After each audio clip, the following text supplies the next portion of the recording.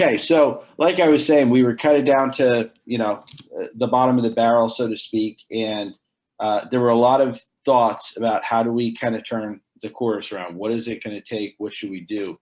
And I kind of monomaniacally focused on, and I made the goal of our chapter: how can I make Tuesday the happiest night of the week for everyone? I said, I think if you look at the way we're singing, I don't think the vocal majority has much to worry about next year, with our 9 guys. And like I said, it wasn't exactly high class music. I felt embarrassed even doing sing outs. We went out for a sing out and I was like, did they pay us? And they said, yeah. I said, you got to give it back. We can't take money for that. I mean, that was bad. I mean, that's kind of the level it was at to kind of level set it. And so with that in mind, I said, it's not going to be great music when we talk about great music. Of course, we're going to make music. We're going to make harmony. I knew that wasn't going to be what did it. So I said, the one thing I can't focus on is how do I make Tuesday night the happiest night of everyone's week? And that's when we rehearse. And I kind of just focused solely on that. And I dove in and I asked myself, what is it going to take to do that?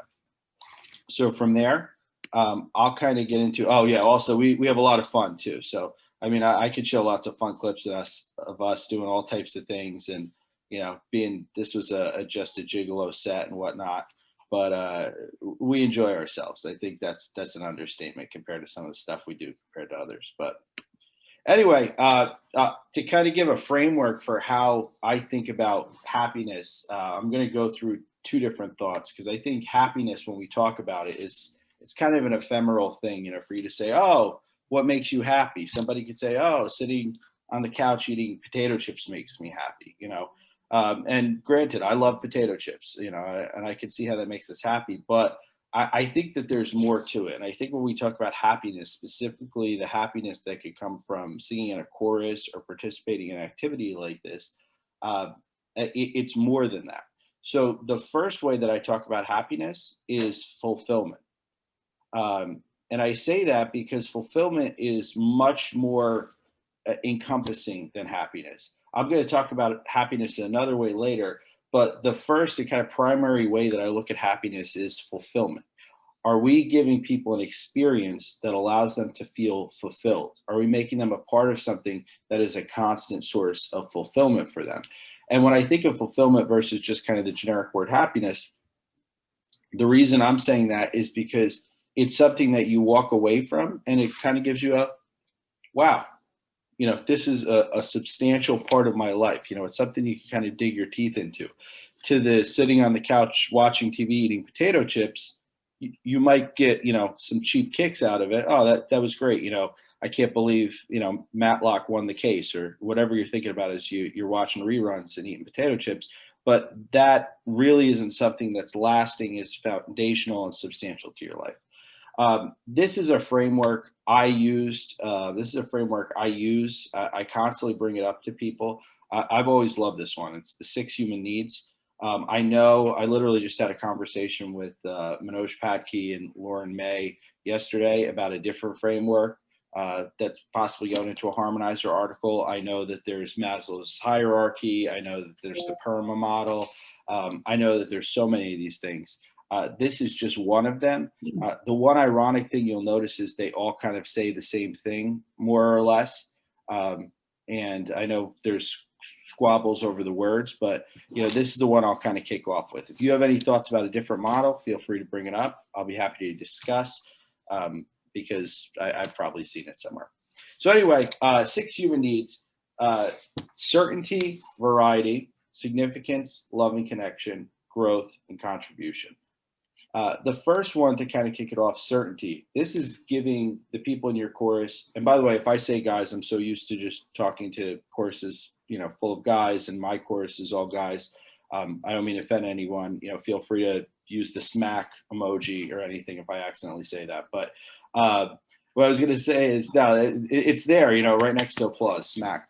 Anyway, with the chorus, you think about certainty. So that's, making sure that you feel that you have some type of stability, that there's something predictable about what you're doing. Well, that could seem not, it seems like, oh, what does that matter? when it comes to kind of your type B guys that love to plan and everything has to be planned and set, if they feel like, wow, there's never a plan, there's never any solid ground for me to get my feet on, that kind of causes people to get psychologically unsettled, right? If you have no idea whatever is going to happen with an event or with a series of events, you get unsettled. Variety is at the other end of the spectrum, where if it's, hey, I know exactly what's going to happen every time we do something, that doesn't feel like, there's nothing new here, right? I know that Tuesday night is going to look like this, this, and this. I could know the exact joke that so-and-so is going to tell and say this, and this is the exact song, and boom. That's the other end where there's no variety, right? So that's one human need. We'll just go through these and then we'll take some time to go back and talk through them. Significance, this is feeling like what you're doing is important in some way. It's significant. This feeling like your work, it means something to other people. This could talk about kind of social status. This could talk about, your role in relation to others. After that, we have love and connection. So this is, love, pretty self-explanatory word. Half of our songs at least are probably about it. So I don't think I need to talk too much about that. But love and connection, this is, connecting with people. This is feeling like you have a connection to people. You have a connection to other people in a group, that there's a feeling of love and warmth and all of that. After that, we have growth. This is feeling like you're constantly growing. You're getting better. You have the feeling of growth, that no matter how good you are or how bad you are, you feel like you're constantly getting better. And after that is contribution. That's feeling like you're giving to something and you're contributing. Something is becoming better because you're there, that you're supporting a cause, you're contributing to, something furthering some cause, helping people, things like that. That's contribution. So before we dive into any of these, any questions in general about kind of these 6 human needs? All right, good. So when it comes to talking about these needs, I'm going to take it kind of point by point, and talk about how these could kind of apply in, and I'm going to open it up for discussion. So certainty, right? In your chorus, how do we think we kind of establish certainty? Like, what do we think are the things we do well to give people certainty? You actually have your meeting and start on time. Well, okay, great. I got a couple good pieces of feedback. Starting on time. That's a good one. What else? A rehearsal agenda. A rehearsal agenda. What else? Make sure a new person has a buddy next to him when he comes in. I like that. We'll definitely dive into that. Good. Announcing new music before you actually give it to them. Yeah, wow, that's the advanced course, actually. That's for 202, not 101. But no, that's a great point. What else we got? Break time. And our closing song. Yep, I heard someone say break time, and what was the other thing I just heard? Opening song. Opening song. And then our closing song. I like that. Good. So even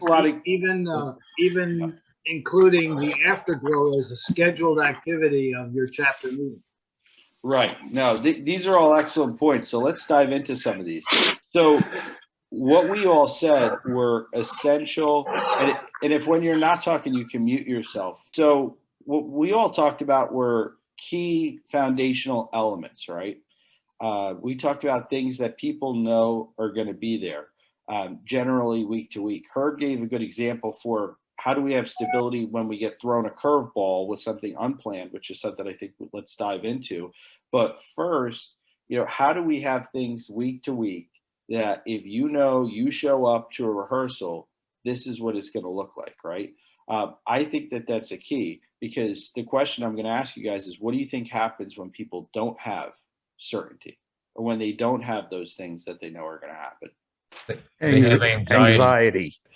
So to that point, right, we're talking about anxiety. So there's a couple things here. If we're talking about constructing something that predictably creates happiness for people, we need to look at it. I know this is kind of a weird word to use at first, but what are the rituals that we're going to have that we know kind of guarantee a certain effect, right? So that's one part of it. How do we know that we kind of have the core things that no matter what else we do, we create a good experience? So there's certain things. I heard people even call out a closing song, an opening song, things like that, kind of stir up within people. Oh, wow, this is great. And I'm back. Or, wow, I love singing, Keep the Whole World Singing with, my arms around the guys next to me, and what a great way to end. And I'm smiling, right?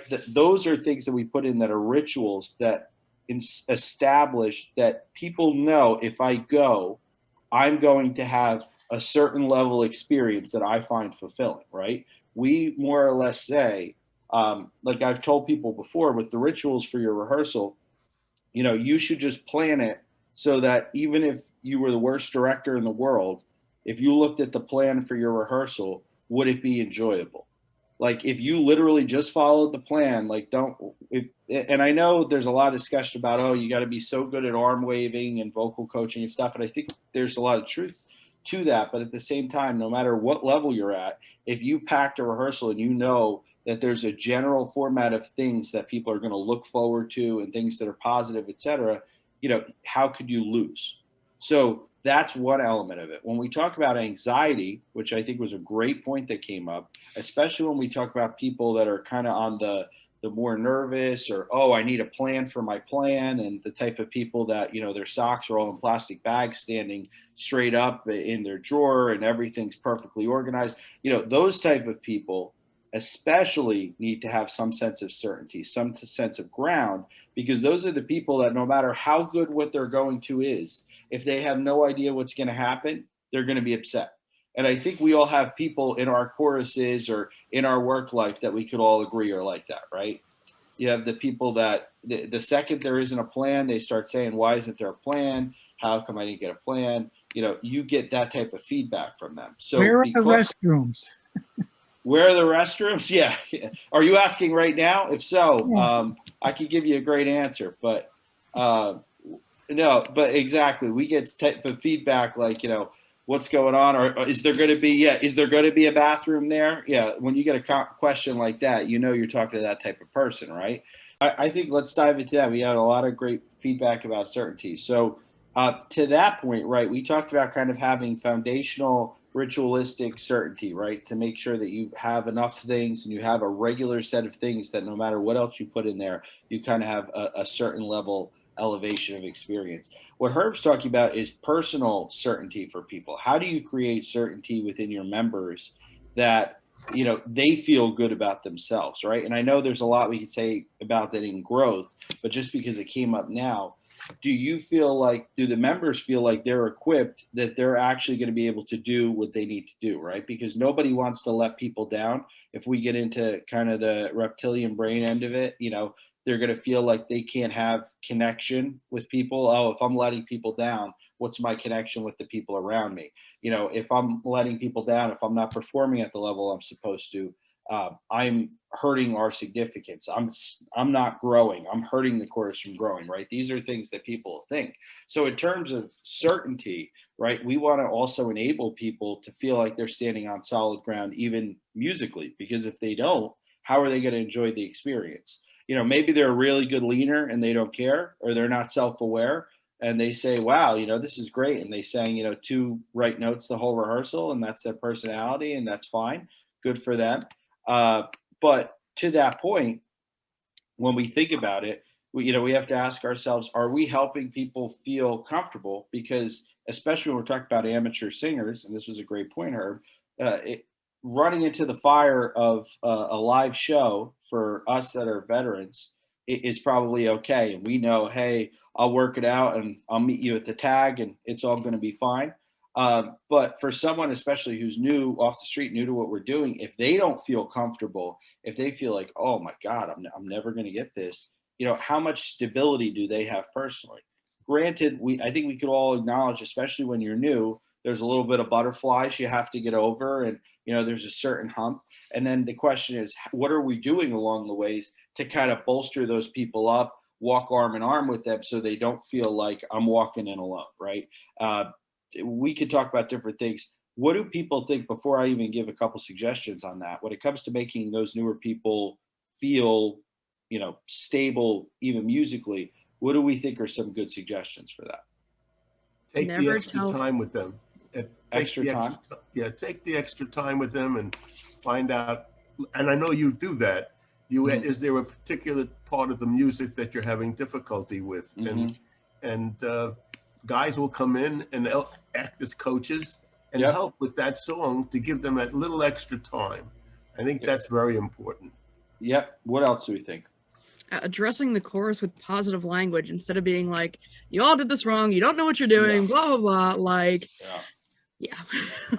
No, that's a great point. And to think, I think a lot of things we say as directors or leaders, I always say we say them for ourselves, not really the other people, right? Because if you were to say, hey, what is something I could say that would help my chorus right now that's having a hard time? Are you guys freaking serious? Do you even look at the music? Things like that, that really doesn't move the needle. If you were to say, hey, you know what I think will really inspire me if I was on the risers? Are you kidding me right now? That isn't really that inspiring. So that's a great point, positive language. What else do we think we could do to help people feel certainty in that kind of musical scenario? Buddy. A buddy. That's a great point. buddy. Yeah. So, yep. So having kind of someone who's their musical mentor or musical support, like we do riser buddies a lot of the time. We do riser buddies, especially with new guys and if they come in through a ready, set, sing. But having someone that they can kind of sing for and bounce, hey, does this part sound right? I think that would help. Great points here. The other thing that I think, go for it. Sorry, I was just going to say, have them sing a tag. If they can experience a tag in the very beginning, that could really hook them. Right. So I think what we got here was easy wins. I think what you're saying is we might not be able to get them all the way right away, but can we get them to the point where they have easy wins that they could feel confident in their abilities in general? Right. So I think that's a great point. If you want to make people feel stable, the first time might not be in 2-hour annual show. Right. We even had a rule. We would never really put people out, no matter how it fell, that their first gig was an annual show. Granted, we do a lot of gigs, but we would never do that to a guy. We did once, but the guy was like so excited and just wanted to do it. And I wasn't going to put out that fire. But other than that, we really didn't want to do that because that's an overwhelming experience. Our annual shows, we have, 600-700 people in the audience, depending on what year it was. And, you imagine the curtain opens up, you've never sang in front of people before. And it's like, yeah, exactly. So we didn't do that. But no, these are all great points. The one point I want to address, because I'm sure we can literally spend the whole class just on this slide. We'll go through everything and I'll go back.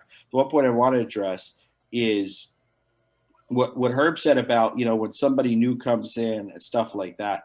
The one point I want to make is it's not just about certainty for the people that are always there, but we have to think about in our interactions with people outside of our chorus, if it's a guest, how do we make that guest feel stable? How do we make them feel some type of sure footing, right? And just giving them a guest book and saying, stand over there and the bathroom's down the hall to the left probably isn't a real, a great foundational experience for people. Like we talked about having a riser buddy, having somebody stand with, things like that. I think in any of our interactions, making people kind of feel comfortable, having that sure footing really helps. There's a lot to that to make people feel love and connection even, or, hey, you're part of something important, Good. So just so we can keep moving, variety is kind of the other end of it, right? So how do we feel like we give variety? So I'll give a couple thoughts on this. We talked about the people that need a plan. The other end of that are the people that are adrenaline junkies and their middle name is chaos. And they just want to walk in and have no idea what's going to happen. And, man, this is great. Oh, why are we going to do that again? We did that last week, right? So the other end of that is how do we kind of fill that need? Those are the people that are, the epitome of it. But in terms of our regular rehearsals, I think this is an easy one to think about, not always an easy one to do. But how do we provide variety? Obviously not singing the same song every week, right? I think some people say, oh, the variety is, we have 12 songs in the repertoire. We sing the first 3 on week A, the second the first set of 4 on week A, the second set of 4 on week B, and the third set of 4 on week C. What more variety could a man or woman ask for, right? And we all laugh, or, oh, we sing a different polecat every week. Yeah, well, if you're singing a different polecat every week, you can only make it so long, guys. So I think this is one in general, having seen chapters, having talked with chapters, I think that we think we're creating variety, but we're not always creating the variety we need to do. And I think especially in something that's rooted in tradition, and I'm not knocking that at all, it's easy to say, oh, this is what we do. This is what people like. What's wrong with you? You don't like it? Come on. I think that there's a little bit of that, but we have to honestly ask ourselves, are we creating variety, or are we just having, we think there's enough variety, but we as the leaders of the chorus are happy with that level of variety because that makes our lives easier, right? And I think that a lot of the time it's very easy for us to say, oh, this is good enough, right? I've created this variety for people. I've added in, oh, we did quartet push out quartets for 10 minutes. Look, it's not a whole rehearsal. I think that that's the standard, but in my opinion, in the chapters I've seen and talked with, the standard for creating variety is pretty low. Let me talk through a couple of ways, and then I'll open it up for discussion, that I could see variety. One is in terms of our performances and things like that, even looking there, how are we creating variety there? Are we really just doing the same? I've talked to people that they say we sing at the same venue every time we do a sing out, and we sing there, 2-3 times a year, and there it is. Same audience, same type of show. I'd say even in your performances, do you have that? How about in terms of your outreach? We'll talk about in terms of contribution. Do you feel like, when you're supporting something other than yourselves, and some people might say, hey, Nate, I can't even support myself. What are you talking about? And we'll have that as a conversation later. But when we're supporting something other than ourselves, is it always the same cause? Do we feel like we're giving a variety of that? Do we feel like in terms of the things we're doing that are creating special moments for the guys, is it always the same type of special moments? Do we feel like in terms of the music we're doing that it's always the same? Do we always roll music out the same way? Do we always, in terms of our interactions, with our chorus and with their families, do we interact with them the same way once a year? Or do we create other experiences there? There's a lot we could do to create variety, and I think the bar is actually pretty low here. So that's a conversation. Any questions or thoughts kind of about variety? Yeah, Nate, this is Dick. I just had go for it. one thought. We often think of variety in terms of our musical programs and shows and things like that. But of course, as you have indicated in these human needs, is far more than just a performing unit. There are relationships that sustain us in times of difficulty. So one of the things that we can do in terms of variety that enhances our connection with each other and the strength of our organization is to look at other human needs. But it's the kind of thinking that leads to strength in the organization and satisfaction of those personalities. Thank you.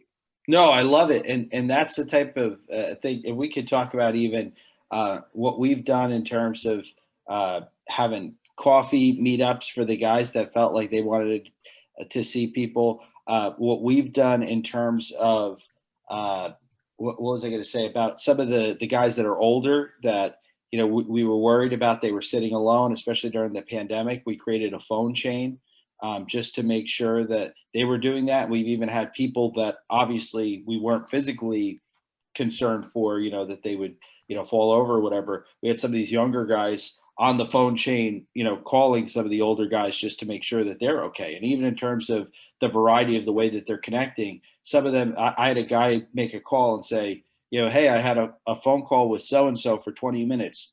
Can you send me a picture of who he is in the chorus? Because it was someone who joined right before the pandemic. So here we had a younger guy who had never even met this guy who was over 90, who, we wanted to check in on, talking on the phone with him in terms of the, the connection on that. It's like unbelievable.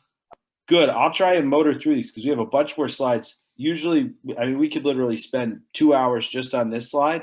I'd rather go through everything and then make sure we'll kind of go a little faster on these last four, and then we'll go through. We'll have time for questions at the end, because I'm sure people have, Nate, make my chorus happy. No, it's not like, a home makeover show, but I like that. That would actually be pretty cool. Happy chorus makeover. Anyway, good. So significance, when we talk about this, we think about what makes someone feel important, feel like they're in something that's significant, right? So this could be status symbols. This could be, that you're called out. This could be fame. This could be renowned. That doesn't necessarily mean worldwide. That can mean even in your local community, that you're significant, right? That your chorus is a significant part of, X town that you're in. I think that that's a way that you can look at significance. Obviously, in barbershop, a big source of significance for people is competition, right? We have some choruses that they're hyper over indexed on kind of this end of it and growth, because, being a medal winner, or being a district champion, that is a high source of significance. And there are people, and we all know it, and I'm not knocking it, right? I've told people that I think that being a competitive chorus on the competitive chorus track is great for the top choruses. If you're an 11-man chorus that's struggling to hold your charter, and your average age is embalmed, if you think that competition is what's going to revive you and get everyone on track, it just doesn't work that way. And I'm not knocking competition. And I think a lot of people say, well, get to convention, and if you win, man, your guys are going to be so happy. And it's just not realistic, right? If you're a Westminster, an Ambassadors, a Parkside, keep going. That's a real track you're on, and you have a shot at it, and you could win, and you're going to have all types of other experiences on that track. But if that's not realistic for you, and I say this because I'll talk to chapters that talk about how they're competitive and that they want to be competitively great, and they're scoring in the 60s, or, we just cracked 70, and it's like, hey, get real. If you think this is what you're doing, maybe that's a 10-year goal or a 5-year, and you want to do all this stuff. But if you're looking for that for your significance, you're literally setting yourself up in a losing game. And that's something that I realized and said very early with my chorus. I mean, granted, I think over 3 years, we gained 10 points. I mean, the chorus was still getting better. We were getting coaching, all of that. But to me, it wasn't about, this is the track. This was like I really used competition, and I'm just bringing this up because I know a lot of people talk about it. It's such a part of our culture a lot of the time. I didn't use competition for significance. I used that as a growth marker. I was like, hey, let's just use this to see if we're getting better, and use this as an excuse to get coaching, an excuse. And that's really the way I looked at that. I just give that as a note because I know people care so much about competition. But other than that, significance could be, are we important in the community? Even to a member, am I important within the chorus? And I feel like that's an important thing too. Like, there are people that want to feel like they're important within the chorus, and that's kind of an important thing. That's significance. Any like right on the spot questions or things that we really feel like are important to bring up now that I have that? I'll just throw in real quick one of the Go for ways my chorus creates significance unattached to contests, because we're going through things. So I wrote down, okay, find it not associated with contests, but we raise money every year for a local women's shelter, and that's Awesome. like our big thing every year. At Christmas, we have a little basket with a bear, and you put money in. We say, don't send cards to each other, put that money toward the bear, or we do 50-50 in normal times, those kinds of things. So that's kind of one of the, and we sing for them almost every year at their survivors dinner, which is amazing. And that's significant to us. That's certainty and significance for us. I love it. I love it. And that even goes into the contribution end, right? And a lot of the time, being significant comes from making major contributions, right? These things don't exist on their own generally, right? They all relate to each other. But even to that point, what an excellent contribution. And, who doesn't walk away feeling like you're a part of something special when you go out to do that? Fantastic. Love and connection, moving along. Love and connection. Here we're talking about how are people connected to each other? Do I feel like that I have a real connection to the chorus? Do I feel like I have a connection to the men and or women around me? Do I feel like that I have something real there. Is there rapport? Is there love? Is there brotherhood or sisterhood or whatever it is? Those are the things that really define connection. Do I feel like I have relationships there? And then what do we do activity wise to do that? So when we think about this, I mean, there's a lot of things like I was talking about, especially, in this time of pandemic, there were a lot of things that were done that kind of made that happen that I think showed it. From, the Zoom kind of happy hour type things to checking on people and whatnot. I think that was important. And I think even when we looked at some of the kind of remarkable lengths that people went to make sure that people who might not have gotten taken care of otherwise got taken care of and got love and support, I think that kind of reaffirms connection. So I think that's a pretty self-explanatory one, but any questions or thoughts on that while we're on it? Well, Nate, I think the position that we discussed many times, Yep. the sunshine person, would fit perfectly into this category.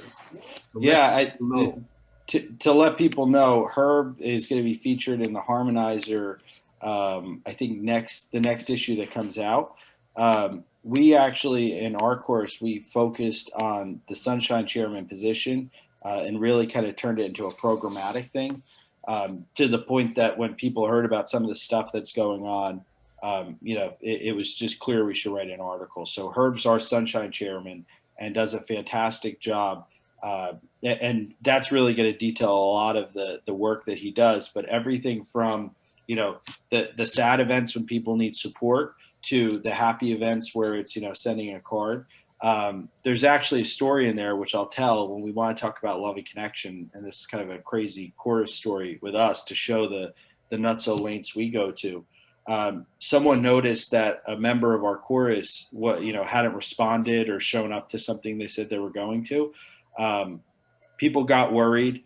The whole stories, or part of the stories in the Harmonizer article, but they actually said, we don't know where he lives. They called his phone, but they remember he said he lived above a certain type of store. People went on Google Earth in that town to try and figure out where he could be, calling all of those stores. They called, and it turns out he had actually had a stroke and was laying on the ground. There was no next of kin information. So a couple board members actually started calling the phone book in a state that they knew his family was in. And Al, I think you found it through a lawyer that was actually the niece of his sister. Got lucky. Got lucky. Yeah. Actually left a message and she called back. Yeah. I just want to say that Al got lucky cold calling the phone book in Wisconsin, right? That's lucky, right, guys? That's just pure luck. No, so they actually called, and his family had no idea this whole thing was going on, no care instructions. And Al and Rich, another guy in my chorus, and then Herb led the support with the cards and everything. They wound up coordinating, getting his family in the loop because there was no way to coordinate any of this care if it wasn't for our chorus. No one ever would have known. He had no information written down. And then the support from the cards, the calls, the everything, sending him quartet CDs, you name it. We've done all that. I mean, we've stayed close to him. Al and Rich and our guys are talking to him all the time. And he's in rehab still. And I think it's like 9 months later. So it was a colossal stroke. He was laying there for almost 24 hours. So, but just to give kind of the level of things that people, and the point I'll make is that was over and above what you could expect usually from a community chorus, so to speak. But even if you're not him who had that experience, everyone in the chorus who sees that they're part of a group that cares about each other enough that they'll go to lengths to do things like that. There's no way that you look at that and you go, I'm not a part of something special. And that's the point I make. When you see that people, love and care about each other enough to ensure that they have that level of support and that level of care, it makes an impression on you. And there's no way that you walk in the door, you hear that story, or if you're on the email chain when this comes out and you're seeing the updates, you're in your head knowing you're part of a group of people that cares, and they would do the same for you. And that's what's so special about that. Nate, I had a question for you. Debbie. So this is the first time I'm hearing about a sunshine position. I've never heard it. I'm in Sweet Adeline for 30 plus years, and I've never heard of that position. Is that a singular position? Is that within like the membership chair position? I mean, it sounds like a great position. I just never heard of it. Yeah, so we have Mr. Sunshine here, Herb. Herb, if you could keep it to, no, Herb's our Sunshine chair, but no, the story's actually in the Harmonizer because a lot of people are in your shoes where they haven't heard about it. Okay. Yeah. So I don't know, Herb, if you want to give like a 30-second spiel on it, just talk about what you do. When a person, for myself, if a person doesn't want to be a board member, but wants to contribute to the chorus and do something special, the Sunshine position is excellent. Because the Sunshine position, what it does, it notes who's present at the meetings and who isn't. And then he reaches out, either used by telephone or by email, to find out, hey, we missed you. Where you been? Is everything all right? They may find out that it's just a question that they were busy at work and they say fine, but they may find that they have a personal problem. Sometimes they've had an operation. And at that point, the Sunshine person would send out a get well card, let them know we're thinking about it, we miss them, and make them know that they're not alone, that they have support. Some of our members are by themselves, they don't have family, and the chorus is their only family. And so we stretch out our hand and say to them, we love you, we care for you, and we really want you back with us. So you're doing two things. One, you're letting people know you care for them, and also you're helping to keep your chorus membership alive. Because some people who have dropped out, either because of the virus or other situations, and now you're calling and saying, how are you? And they say, gee, I really ought to rejoin and come back to the group. So you're helping the chorus sustain, as well as stretching yourself out to somebody and say, I care about you. And don't forget, good times too. Today, I sent an email to Terry Scullin, one of the key members of our chorus. It's his birthday today. And so I sent out a quick message just saying, Terry, on behalf of the Morris Music Men, we wish you a happy birthday on your very special day. It's a very, very important function of the chorus. I can't tell you how important that is. And you're not alone, Debbie. When I got involved with this, with the society, I myself was not aware of how many choruses did not have a Sunshine person. So basically, that's what it is. Yeah. Thank you. No. Thank you. That's wonderful. I'll just go through these last two kind of quickly. Like I said, hopefully we have time for questions at the end. So when it comes to these last two needs, we have growth and contribution. So growth, kind of self-explanatory to a point where it's, am I getting better?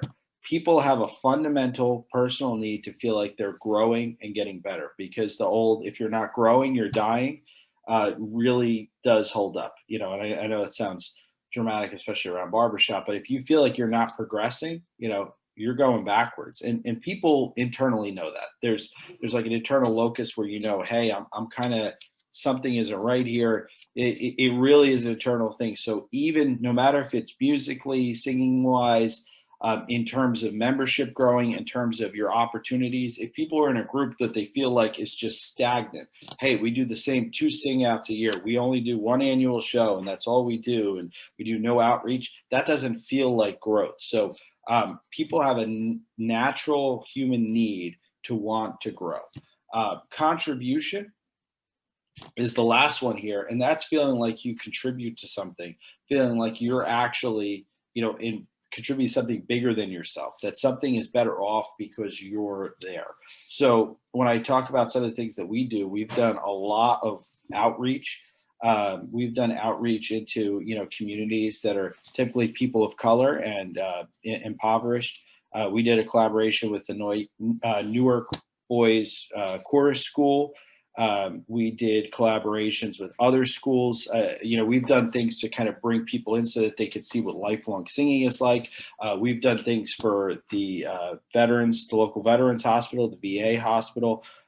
Even during the pandemic, we created programming for them to play on their TV system with us and put patriotic numbers and other stuff. And so that they actually, when they would turn on this channel, there was like Morris Music Men programming, because they love to see us come. We usually go there a couple times a year. We put it so that they can actually watch us now. And we've done all types of things like that. We go there at Christmas. We fundraise for different causes. Even when we're supporting members, like we were talking about just now, that's a way to contribute too.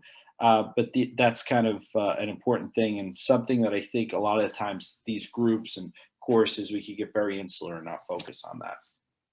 So just to note, you might notice there's kind of arrows between these. The reason I like this chart is because, as good as these are, I just want to make a point that there's always kind of a balance, right? Certainty is kind of diametrically opposed to variety. Significance in some ways could be opposed to love and connection. If you're just trying to be the best and you're working and you're working and you're working, if you're Michael Jordan who's just pounding it out, practicing drilling, that doesn't give you a lot of time to be, oh, I want to be Mr. Lovey-dovey and connect and let me hear what's going on with you. So they could kind of be opposed here. Same thing with growth and contribution. If you're focusing on yourself, you're focused on getting better. Sometimes when you give away to someone else, it feels like, hey, wait, this is time, or these are resources. These are things that I could have given to myself towards my growth mission, right? So at times these could feel diametrically opposed. So the question is, how do I perfectly do it? The answer is, if I knew, I'd be a much richer man and I'd be selling it, in a bottle somewhere, because nobody knows. It's a balance. And that's kind of the magic of this, is that we have to constantly check in and say, okay, I think we've given stability. Are we doing enough variety? And then you throw in the variety and the people say, oh, but you cut out this, and this was my favorite part of rehearsal. And then all of a sudden we're going back and forth like that. It really is a balancing act. And the fact that we're leading organizations full of people, the leadership jobs are really easy, except for the people. Really, I tell people that, that's what messes it up. Once you get humans and personalities, it gets complicated, right? And we change week to week, right? Let alone when we have a course of 50 personalities that are changing and going through their own things in their life. For us to try and strike that perfect balance is, kind of a mythical thing, but that's always the goal, right?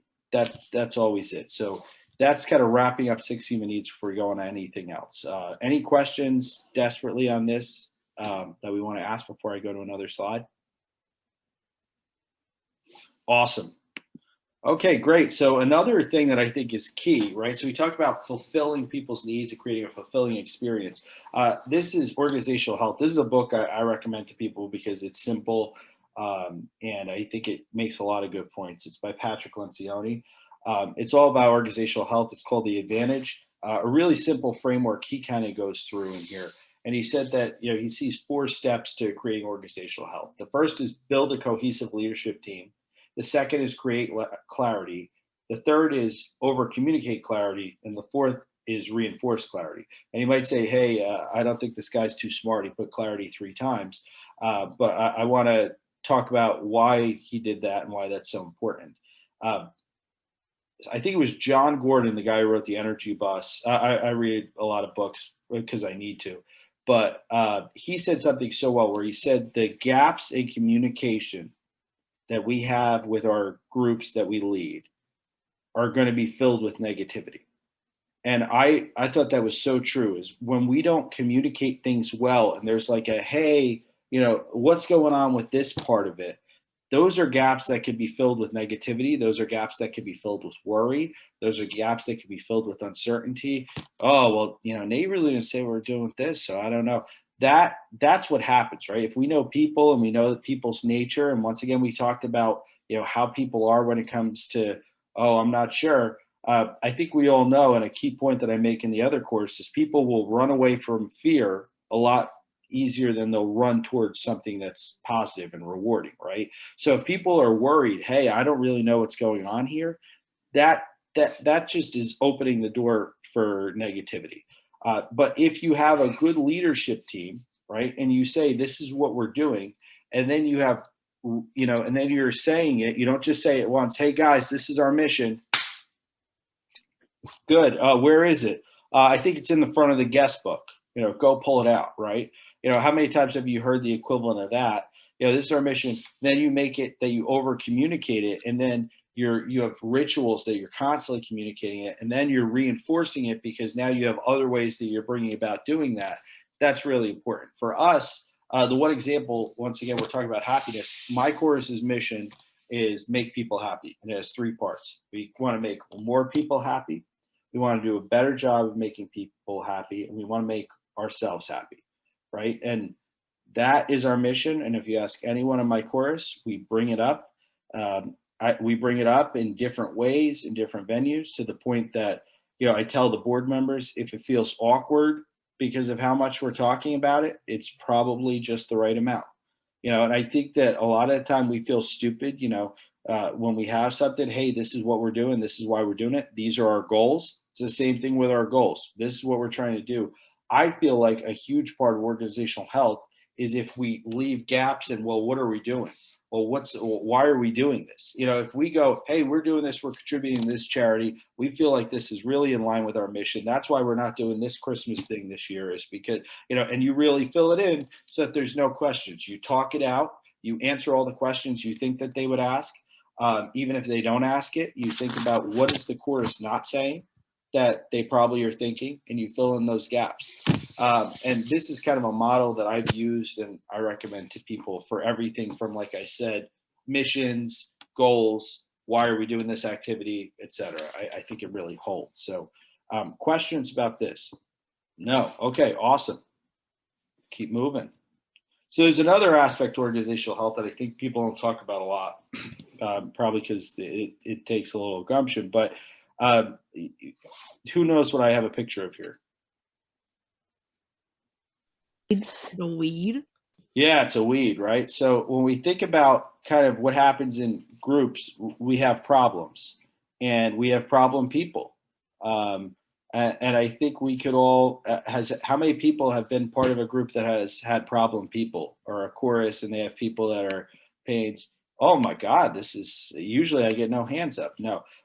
Yeah, right. We've all been through that, right? You have a chorus and it's great, but this guy, what a pain and whatnot. No matter how well you do some of those other things, when we talk about, what could really hold you back, no matter how well and how virtuous some of these other things are, if you have kind of the weeds or the people that are holding you back, those are always going to be the weakest link in the chain in terms of happiness. If you're doing all of these really wonderful, positive things, and then you have someone who,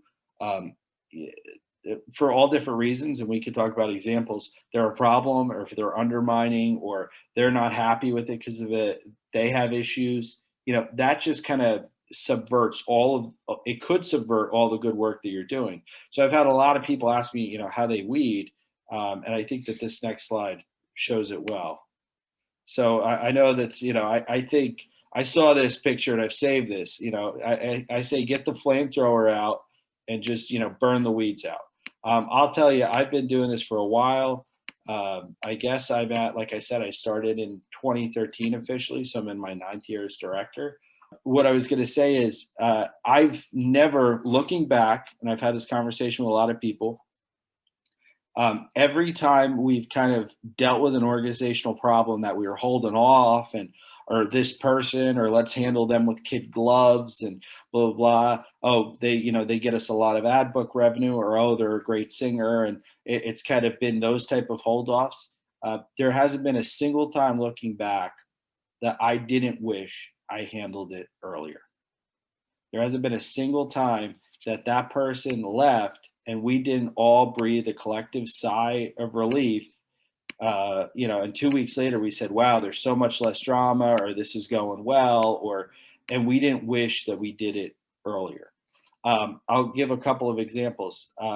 We had a person years ago, was a big ad book salesperson for us. And that was back in when we were really broke and we were cash strapped, and, they were a star salesman. And it got to the point that they were starting to kind of hold us hostage on things. Well, I need to have, and it got towards the end, and there were all types of crazy things, but they needed to have like all of the covers reserved 2 years in advance, or else they were going to stop selling. And they needed to have this, they needed to have tickets. And it was just, it turned into such a joke and blew up and cursing people out. I mean, it's so comedic, and there's so many parts of the story I can't tell on a recording and in front of, ladies, but it was brutal. Yeah, I know. Yeah, no, it was, it was crazy. And the guy was literally, got to the point that he stood up on a couch and was cursing people. I mean, just went nuts. And people were like, oh, but he has a lot of ad book revenue. And, hey, he sold, the most ads, 40% of our ads last year. And I looked up and he came in the one day and he's like, if I don't get this. And I was just like, wow, you know what? I'd rather go work as a dishwasher somewhere than put up with this. I was like, this is just so not worth it. And I was like, you could just leave. We were like, we're not going to do it. He's like, well, I'm going to leave. And I was like, well, you should leave. I was like, don't let the door hit you. And it was a really funny conversation. And I'm trying to, appropriatize some parts of it, but it went down that way. And the next year, we made up and we far exceeded all the sales that he had done. The guys got together. We kind of said, hey, listen, this guy, because he was retired and he made it his job, and that was his big source of significance. And then he used it to try and hold us all hostage. And we went out and we sold more than ever. And we saw him actually at a street fair, and he was like, oh, yeah, how'd you do on the ad sales? And I told him the number, and I was like, yeah, it was a lot better than we ever did, actually. It's crazy. And he was just kind of like, and he showed up right after the date that he knew the ad book stuff would be due, because to return a uniform, just because he wanted to hear, and he thought he was going to kind of gloat in failure. And that it didn't exactly work out for him. So that was an example. We've had other times, and even so, that's like a far end of an example when you have someone who's just absolutely terrible, subverting. The other thing is, we even have people who are in the organization, they're contributing, and they're great members, but they have a chip on their shoulder about something that they're very specific about, right? And if you don't address that and you let them kind of walk around and harump, and kind of complain, what does that do for your culture? In terms of the happiness, what does that do? And we had two members that just couldn't get along. And it was at the point that they would start, like I said, when you have 50 people and you have 50 personalities, this is the type of stuff you deal with.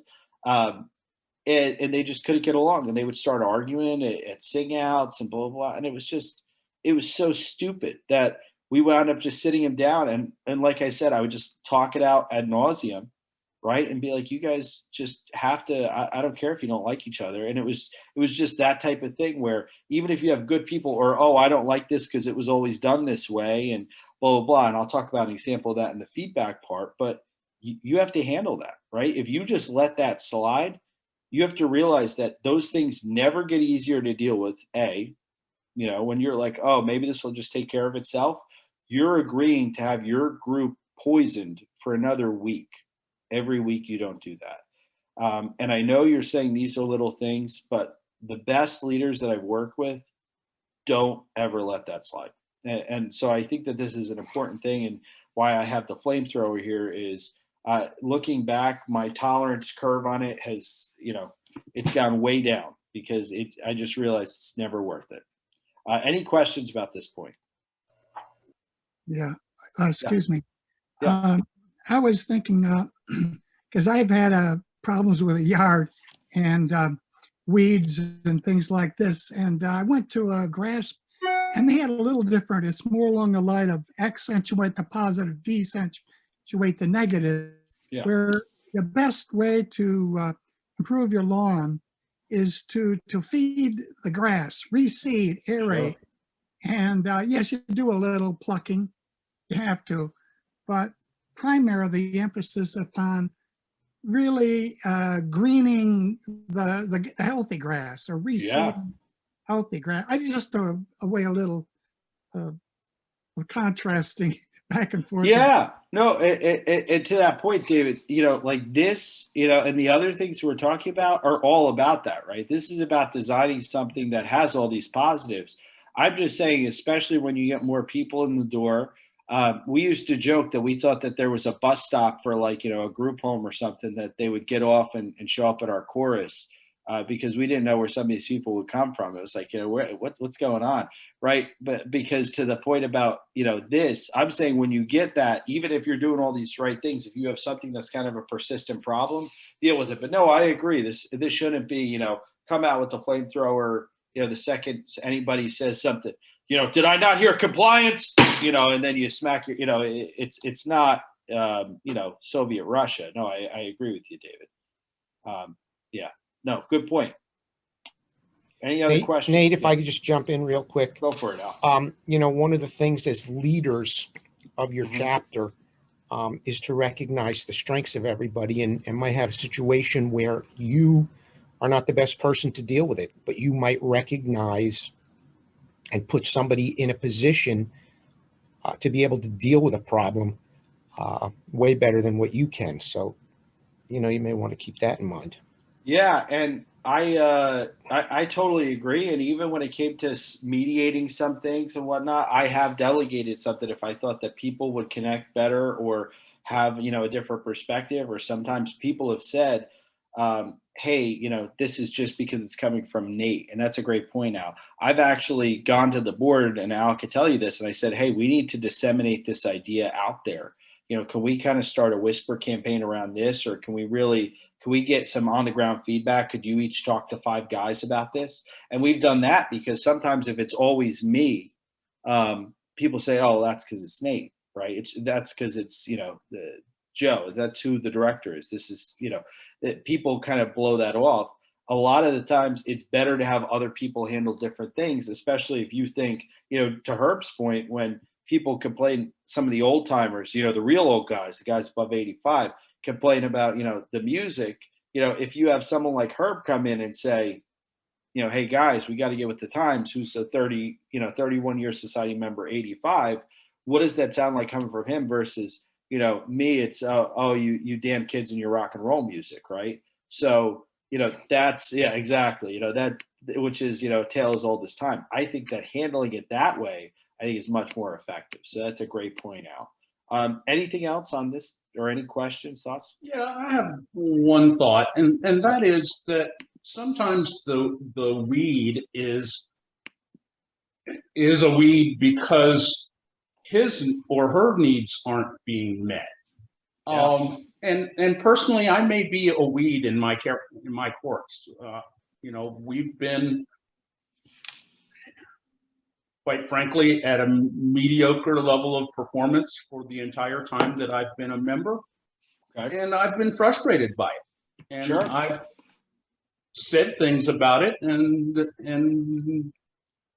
tried to make things happen to improve it, and it hasn't happened, and I'm frustrated. Yeah.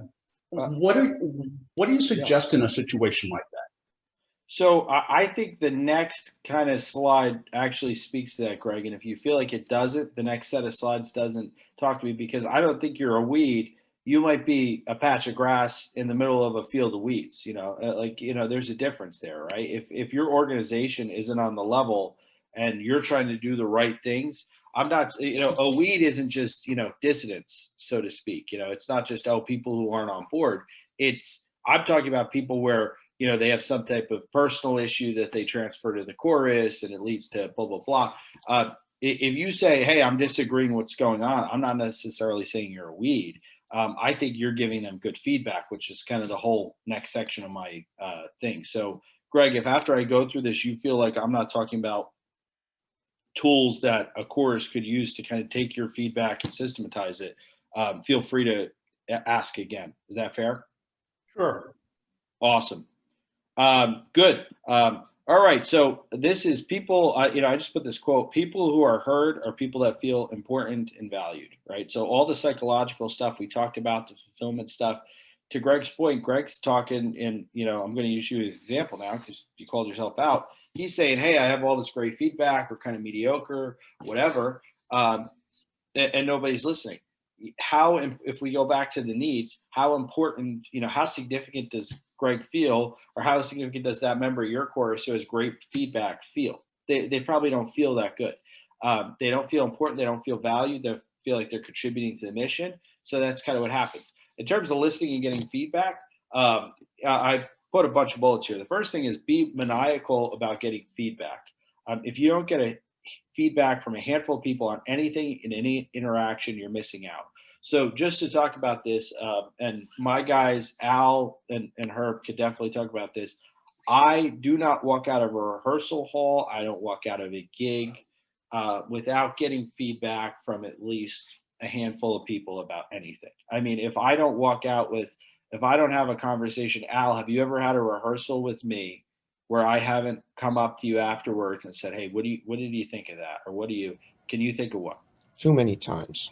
Too many. I come up to Al. Yeah. I'm shaking him down. These poor guys. I'm always asking them. I mean, I'm like catching them on the way out. I'm like barricading the door because I am on the other end of the spectrum. And Herb, I know Herb, we talk, and Herb's actually a great example of one of the later points here, right? Is that you're open for feedback, right? And you have rituals that are good for feedback. And we'll talk about surveys. We can talk about stuff like that, reaching out spontaneously, checking in on someone. But also, you have your trusted consiglieres, you have your trusted people that you go to and you ask, hey, what do you think of this? Your kind of core group. And then you should cycle in other people too. The point when it comes to, and I think, Greg, in his example, he's someone that has a lot of good ideas, a lot of vision. You got to feed your tigers, right? If you have people that are excellent and they have a lot of feedback and you don't ever give them a shot, if you don't ever listen to what they have to say, and if you don't ever ask them their opinion, you're not feeding your tiger. You have someone who's a great asset and you're letting it die on the vine. And they feel that way, right? And they get, what does that turn into? At first that turns into annoyance, and then that eventually cycles into, resentment, and it could eventually turn into indifference, right? You're going to lose the engagement of a member. And another thing I was going to say, if you get random feedback from people, if your chorus feels comfortable enough sending emails to you as a leader or to the board, that shows that they feel like there's probably a channel there. People aren't going to send a lot of emails if they feel like they're wasting their breath, or they're not going to call you in the middle of the week and say, hey, Nate, what do you think of this? Or I want to talk to you about this, or I know we're adding extra gigs, or blah, blah, blah. The fact that I always say, everybody jokes in the chorus that I'm like, the chief HR officer, because the amount of emails that I get is phenomenal. Like I just get people saying, hey, why are we doing this song? What a piece of crap, to all the way, and I'll get the same song, what a piece of crap. Oh, it's the best song I've ever sung in my life. And you get those, and then, oh, I really don't like that we're canceling this gig or whatever. The fact that I get that, I see as a good sign, right? Because that's them saying, I trust you. I feel like I could have open communication with you. I feel heard. And I think that that's important. On top of that, I think it's important to have rituals, right? So one thing we've done, not when we're in a pandemic, before someone says we didn't do it this year, but generally every year we would do a survey, right? And we would hand out a survey and ask, on top of kind of the after every rehearsal, I'm talking to guys, or after every show, we do a survey, and we would, I'm going to give some examples here. These are some questions we might ask. Some good ones I think are good are like, what was your favorite moment with the chorus over the last year? What was your least favorite moment with the chorus over the last year? If we could win an award for anything this coming year, what would you want it to be? What would make you the most proud? What do you want more of this year? What do you want less of this year? And what we would do, and Herb loved the surveys. Herb, you filled them out. I still remember what you said the one year. I'm not even going to say it, but about the award. Herb was like, I would love a community service award for us to be the most important chorus in our community. But these are the type of things, when you put it out there, we would do that. And I go through this in the other course I'm teaching a lot, but we would take these surveys and then we would bring them to annual planning. And we would literally, as a board, before we planned anything, we would read through all of the feedback from all the members. I want to tell you, I said on this last slide, wrong way. I said on this last slide, leave your ego aside. Al, who's been in those meetings, could tell you how aggressive some of the feedback has been at different points over the years. I mean, because people know it's anonymous, so they'll really, let you have it. And Herb was talking about people that weren't happy about, the music and whatnot. I think what happens, and this is a point kind of about significance, and I think Herb was touching on it and other people were, a lot of the time when we have choruses that are transitioning, right? Because I think we agree it's not we're here and then all of a sudden, we're a new chorus the next day. When you have choruses that are transitioning, you have people that are around from where they were that don't want to leave where it was. And they look at a departure from where they were as a negative thing. And they're going to rail against the director, they're going to rail against the music team, they're going to rail against everyone. Because also, if we talk about this, I say leave your ego aside, especially if you're someone who this could affect. If you were someone who was a part of that and you're clearly established, as I was a part of the old chorus, and we're moving away from it, there's an implicit, you must be saying what I did was bad. Excuse me. You moving away from this is saying that what I did didn't work. It's bad. And they look at that as a personal reflection. And so naturally they're going to claw back. The other thing is you transition leadership a lot of the time, and we've dealt with this, people that used to be very significant because they were the leaders of the chorus or whatnot, now they're not as significant. So they're going to start clawing because they're, this isn't right, this isn't good, or they're going to start squawking a lot of the time, that's a technical term, because they feel like their significance is going down. And you could get feedback from people that's not valuable, that's not necessarily coming from a place of achieving your mission. But if you're someone who's losing significance, a really good way to gain significance back is to be the guy with the hammer who's always, when people say something, bam, you come and you smack it down. That's kind of the negative end of it. But I'm trying to say that as you're going to get that feedback too. And I think you need to have a discerning eye and leave your ego at the door so you can go through that. Yeah. Nate, also, if I may add, I think it's important that the leadership understand the difference between performance and competition. I mean, we took a survey and we really didn't want to be in competition for many different reasons. But that doesn't mean that we can't work so hard to put out a good product. You can still put out a great product worthy of competition without going to competition. And I think if you, as a leader, don't listen to your members who say, look, I want to be part of this organization. I love the organization. I love singing, but I don't want to be in competition. And it could be because the cost of going to competition, it could be it's too much of a burden on them. And yet they want to be part of the organization and sing. And I think that was part of a survey, Nate, that you had done several years ago. And came back very clearly that the majority of the members wanted to improve our product, but not be in competition. Yeah, I'll use that as an example. We did that survey, and actually the last time we went to contest, we brought less than half of the chorus because I more or less was like, hey, who wants to go?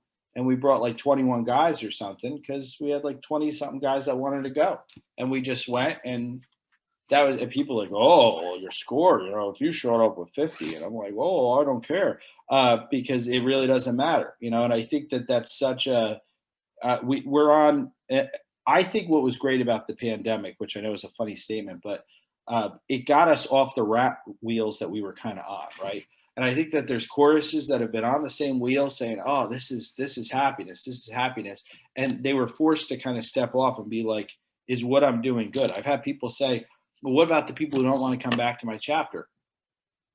My first question is, why don't they want to come back? Do they have a good reason they don't want to come back? Was it that they went every Tuesday for 30 years and you broke the habit and now there's nothing to incentivize them to come back? Well, that sounds like it's your fault.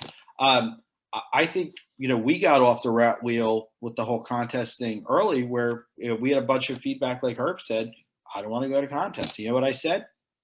Some people said, I really want to go to contests. I said, who wants to go?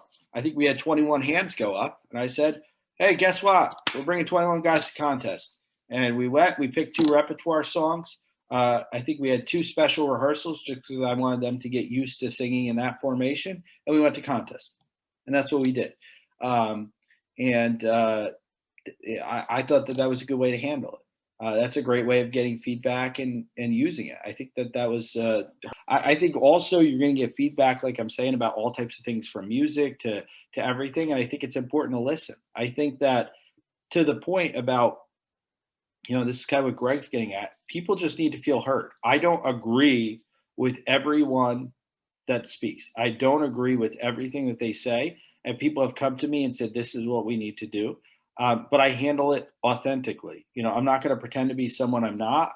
I think there's people that say, oh man, that's the best idea I've ever heard. And then, they kind of let the idea get taken out back behind the shed and shot. And, that's kind of their thing.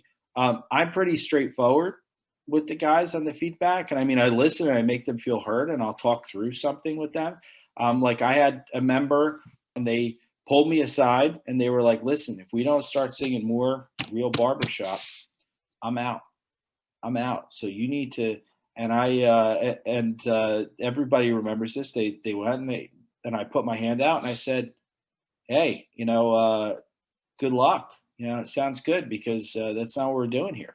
And, they told me, and I let them go through their case of, this is what we're trying to do, this and this. And I said, well, we've got some, oh yeah, but we should just be doing straight barbershop and old stuff. And, blah, blah, blah. And they went through and they made their case, and I talked through it with them for multiple times. And the last time they kind of did you have to do this. And I said, no, I said, have fun. And they left.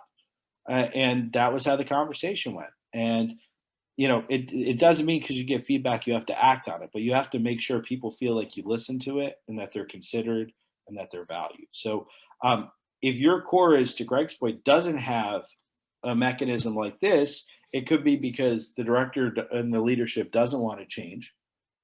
It could be because they don't want to hear the truth, right? Because this is a brutal thing.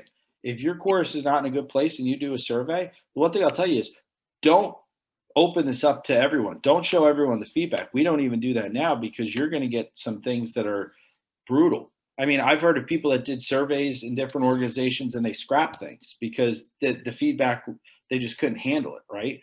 But I think if you have a feedback mechanism where the leadership can get something and they see it and they process it and they show that they're processing it, they have to do it.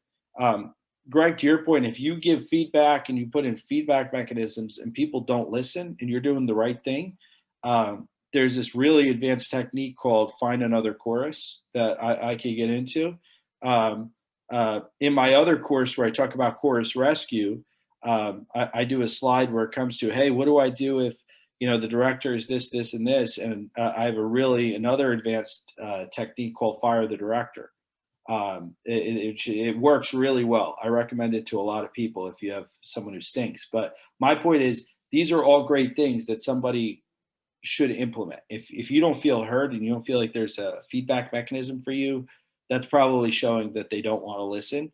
And if you bring this to them and say, here, I went to this course and here's something I got out of it.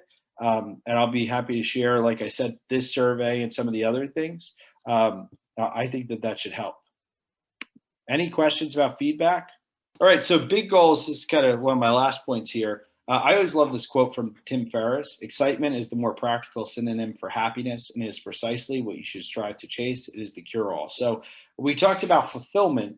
The other thing when we talk about happiness that I tell people to kind of use as a GPS is excitement, right? Because if somebody says, oh, I want something to be happy, what we usually mean is we want something that's exciting. We want to feel some type of excitement in something that we do. Doing the same things over and over again, week after week, month after month, is not exciting. Never going for a big goal or something is not exciting. For us with the chorus, we talked about, and like I said, I'm trying to fit this on in 2 hours. Part of this is going into the other course I'm teaching, but I think showing your chorus that you're setting advantageous goals, or these big goals, and you're hitting them, I think builds confidence and creates momentum. When we started with 9, I said my goal was we were going to do 50% growth every year. We were just going to keep going until we couldn't do it anymore. And everyone said, oh, that's never going to happen. We went from 9 to 13 to 19 to I think then we actually hit 30, and then we hit 45. And then once we hit 50, we were like, okay, we're good. But I set the goal of we're going to increase our membership 50% a year. And then once we hit 50, people said, oh, we're going to have to get more risers and a bigger trailer. And I said, okay. And we just held off once we hit 50, and we've kind of never blown through there because we didn't want to. But that was an example of a big goal. In terms of our outreach, things we wanted to do, we did the same thing. We said, we want to do this and contribute with these type of students and create this type of program for lifelong, singing. And we did things like that. We wanted to do a big performance. We got to open for Jay Leno. We've set all these really cool big goals that we've hit over and over again. And I think always having big goals in front of you is something that can be a source of excitement, because to go as part of a big goal I was actually listening to something by Jesse Itzler, who he sold off a bunch of companies. He's Sarah Blakely's husband, the woman who founded Spanx. And they're like a big multi-billion-dollar business couple. And he said you should always have a misogi, which I had never heard that word before. It's a Japanese word. He said you should have a goal that you're going after, that by accomplishing that goal and working towards it, you're going to come out the other end a remarkably better person. And I think about that for us. We should always have a goal that we're chasing after that excites us, and the pursuit of that goal is going to make us better naturally. So I always think about that. Any questions about that thought? All right, next slide. So, and this is, I think this is my last one on this, or I've got two more. So don't fall in love with your magic formula, no matter how magic it is. There's a reason that this is a framework and not a prescription. I think it's very important that no matter how well things are going and how established, you are, and hey, we've got something great, even the best of the best, and we've seen this, hit some type of burnout point or some type of point where, you're kind of staring at the mirror and saying, what the heck are we doing here? And we've seen that in all types of organizations and groups and choruses and things like that. And we have to ask ourselves, like, what are we actually doing, right? Are we just running the same kind of formula? Are we just running the same plays? Are we never asking it? Because if you're doing the same things, eventually the growth is going to start tapering off. The significance is going to start tapering off. The contribution starts tapering off. We have to kind of challenge ourselves. So the reason I didn't really give anything very prescriptive, I gave more framework, is because this is something for you to operate within and find a new method to kind of handle it. And my last kind of note here before the question section is, when in doubt, think like a human, not a fanatic. So I think we as leaders of our choruses, we have to realize that we're probably the most fanatical of our groups, right? We're the people that are, absolute zealots and nutcases, and will drive, lengths and do all types of fantastic things just to, pull something off. And I think we have to really just be empathetic sometimes and step into the shoes of a chorus member. And I think so many times I have conversations with people and I say, if you really step in, and do you really think that's what a chorus member wants? Do you think that this is, like, put yourself in their shoes, stop being director for a second. This is what you think would be a positive experience. And I think if you really do that, and granted, that's what surveys are supposed to do, to kind of create empathetic experiences and whatnot. But if you really did that, are you going to see, oh, this is the way that I should handle it? I'm going to handle it the same way. I'm going to be an egomaniac. I'm not going to listen to people. No, it's not going to be all about you. It's going to be about them. And like anything else, we're going to create that type of empathy. So I think that that's important, and that's a grounding question. If you have a hard time answering it because you're so far down the rabbit hole of being a fanatic, that's where surveys come in, right? But I think that this is just a great mindset to kind of anchor ourselves, because that solves a lot of our problems if we just put ourselves in our chorus members' shoes. So now I think that really is the last slide. Awesome. Questions, comments, wild praise. Nate, I will tell you that I think the leadership, the director, has much to do with the growth of a chorus. Yep. People who feel comfortable coming to a rehearsal will say, I can give you an example on Long Island. I was a member of 2 different choruses on Long Island. One of those choruses was almost completely diminished because of a director who believed his own press clippings and couldn't get out of his own ego way. And people left. And the chorus almost was completely decimated until a new guy came in and was able to turn it around. So it's really in the director's seat, not only to move his hands, but as you said during this class, listen, be open, understand, and make people feel they're an important part of the organization. So Thank you for bringing those points up. Yeah. Thank you, Herb. Yeah, and to the point, because people have asked me this, the person who directed the course before me was a music educator. He was someone who had a music education degree, who was obviously a fantastic hand waver and everything, and just personality-wise, he drove the course down and 9 guys in bankrupt. So I've had this conversation with other people, that you have people that, they're a good hand waver, or they're a great singer or a great quartet singer. that doesn't mean they're going to be a great leader. And I think we have to be very conscious of that. So great point, Herb. And that's why I feel like, and I tell people, and this is in my other course rescue I'm teaching, but if you have a bad director, that's the person who's spending 99% of the time in front of the chorus, right? Like you could have all types of virtuous cycles and great programs and things in place, but if the person who's in front of them most of the time is miserable and making them miserable and everything like that, you know, what shot do you have at creating a positive, happy experience with them? None. And that's why it's so important. And that's really like a single point of failure. I think that if we spent all of our time thinking about that, if you could fix one thing, it would probably be that most of the time. Great. What other questions, thoughts, comments do we have? I just want to thank you. This has been like a super validating class, especially in the pandemic. A lot of issues that didn't come up before 2020, 2021, like came to light, and different people had different opinions. And our chorus, I know, did a lot of exploring of who we are as a chorus and trying to figure out what our values are and if certain people do fit our values or not. And I was on a call with somebody because I'm in leadership on things, and she said she wasn't happy on Wednesday nights, and I said to her, well, then why do you keep showing up? Yeah. And so that felt kind of bratty in the moment, but now I feel at least a little more validated because yeah, she was she needed a flamethrower. Oh, that's my statement there. I love it. I love it. Yeah. The quick thing I'd say back to that, and I saw someone else unmuted, but the quick thing I'd say back to that is, yeah, we actually went through, we have our mission, right? And it took us a while to even write our mission and really come up with it and get everyone on board. It was like a multi-year, like we just couldn't get traction and find what worked for us. And then we did it. And then we actually revisited like a values conversation. To me, every time a chorus has to revisit a values conversation, it's usually when things are going so poorly that I've never had people be like, we're visiting this in, you know, time of peace. Like it's always like a wartime thing. And we did it. And then ironically, and I'll probably laugh at this because we were taking so much time. And then once the one person who was causing most of the problems left because there was a big blow up, all of a sudden we never had to have a values conversation anymore. We scrapped the whole project because we realized it was really about one person. And I kind of look back at that and laugh, right? Because those are the type of games we play when we're not just dealing with the problems. But no, great point, Amanda.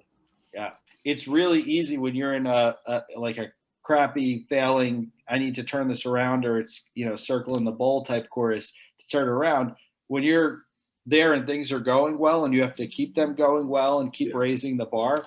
I mean, it's kind of like, could you imagine, you know, being in one of these top choruses or vocal majority or something like that, where it's just decades of bang, bang, bang. And now you have to be the one to carry it forward and, you know, don't drop the egg and whatnot. Mm-hmm. You know, these are different types of challenges. And even for us, it's how do you keep coming up in our way, in us, it's more outreach focused, I'd say. And part of our mission, you know, for making people happy is how do we expand and everything like that. That's more of the metrics we're going for, but it's a very different game than, hey, you know, how do I get us to, you know, 30 members from 20 and playing that. So no, excellent. And it's a good challenge, and we're here to help.